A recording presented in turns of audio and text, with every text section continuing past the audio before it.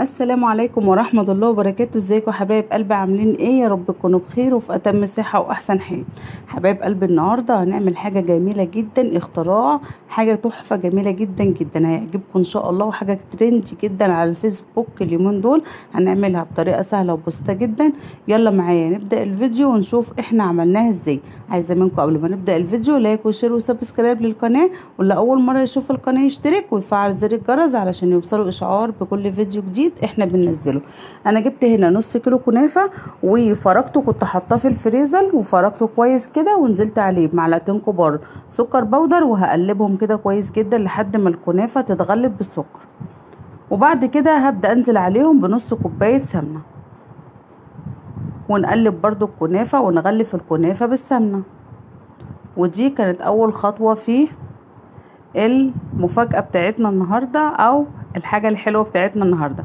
جبت صينية كده بقى ورحت دهنتها سمنة من الجناب، ودهنتها كلها سمنة، وهبدأ انزل بقى واوزع الكنافة في الصينية.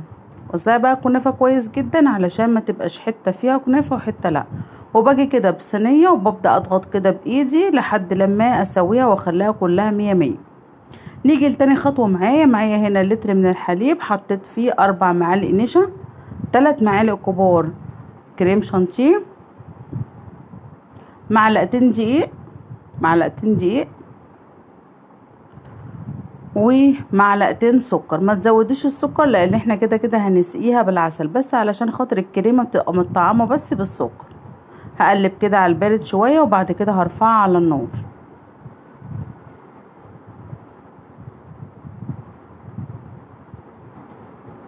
هرفعها كده على النار وهقلب فيها كويس جدا عشان ما تتكتلش مني. انا هنا سبتها شويه، كان المفروض ما اسيبهاش شويه كمان، بس اتكتلت شويه. بس الحمد لله يعني ادتني نتيجه هايله جدا، هتشوفوها دلوقتي. هي كانت عايزه تبقى خفيفه شويه عن كده، بس الحمد لله كانت النتيجه مرضيه جدا بالنسبه لي. هبدا انزل بقى كده الكريمه بتاعتي او القشطه الكدابه، وهفردها كده في الصينيه بالشكل ده. وهعمل تالت خطوه معايا في الحلويات بتاعتنا النهارده. هجيب معايا لفه جلاش نص كيلو. بصوا لفه الجلاش هتبقى بالشكل ده كده. وهوزع بقى لفه الجلاش راق راق على الطبقه بتاعت الكريمه اللي انا لسه عاملاها، وبين كل طبقه وطبقه بدهن سمنه. بصوا باخد طبقه رق واحد بس، ورقه واحده بالشكل ده كده، بين كل طبقة وطبقة بدهن كده سمنة بالفرشة اهو. عايزة اقول لكم الطريقة دي تحفة جميلة جدا. انا عملت صنفين حلويات في صنف واحد، بيبقى عبارة عن راق كنافة وراق قشطة وراق جلاش، حاجة كده تحفة وهم. كل اللي دقها قال لي تسلم ايدك، جميلة جدا. وانتوا كمان شوفوا الفيديو للاخر، ولو عجبتكم قوموا هاتوا جلاش وكنافه واعملوها وفرحوا ولادكم بابسط الاشياء، حاجه كده جميله جدا. انا كمان في عيد ميلاد عبد وملك ما عملت لهمش حاجه حلوه، فقلت بالمره بقى ايه اعمل لهم حاجه كده وهنوهم بقى وقولوا لهم كل سنه وانتم طيبين. وعايزه منكم بقى ايه لايك للفيديو لو عجبك، واشتراك في القناه لو اول مره تشوفي قناتي. شايفين الجمال؟ حاجه كده جميله جدا، اختراع تحفه. وعايزه اقول لكم ان نتيجته بتبقى هايله ومرضيه جدا، جربوها هيعجبكم ان شاء الله. خلصت كده كل طبقات الجلاش خلاص، وبسقيها انا بقى كده بالسمنه. هبدا دلوقتي اجيب السكينه بتاعتي بس تكون حاميه شويه، وهقطعها بقى طبعا قبل ما ادخلها الفرن. في الوقت اللي انا بقطع فيه الصينيه انا كنت مشغله الفرن بتاعي على درجه حراره 180. هكمل بقى تقطيع الصينيه بتاعتي كويس، وهسلكها كده للاخر بحيث ان انا لما اسقيها بالشربات تكون متقطعه وما سلكهاش تاني. هقطعها كده مربعات، عايزه تقطعيها سمبوكسات عادي براحتك، عايزه تقطعيها مربعات تقطيعه بسيطه زي كده اللي يريحك اعمليه. بس في الاخر النتيجه هايله جدا صدقوني، جميله جدا جدا وطعمها في منتهى الجمال.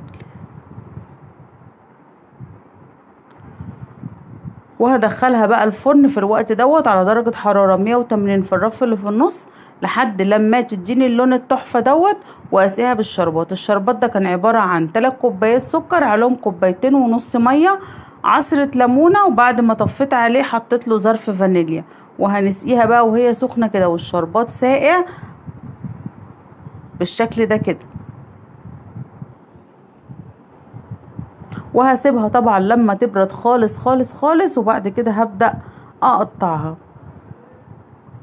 مش هقطعها وهي سخنة علشان خاطر ما تتفرولش مني والجلاش يتكسر، لا انا هسيبها لما تبرد خالص وبعد كده هسلكها بالسكينة وهقطعها وهتشوفوها معايا دلوقتي.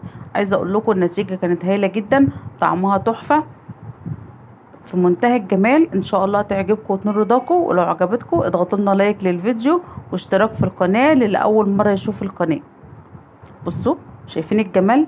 حاجة كده تحفة فاخر من الاخر، حاجة كده بسيطة فرحت بيتي وولادي بأبسط الاشياء بحاجة كده جميلة جدا. بسعدهم وبدخل الفرحة على قلبهم والسرور. ان شاء الله تكون طريقتي عجبتكم ويومنا النهاردة يكون سهل وبسيط على قلبكم. ولو عجبتكم النهاردة الوصفة اضغطوا لنا لايك وشير وسبسكرايب للقناة. واللي اول مرة يشوف القناة يشترك ويفعل زر الجرس علشان يوصلوا اشعار بكل فيديو جديد احنا بننزله. لايك يا حبايب قلبي بيدعم الفيديو بيوصلوا لاكبر عدد من المشاهدين. استودعكم في رعاية الله وامنه، والسلام عليكم ورحمة الله وبركاته.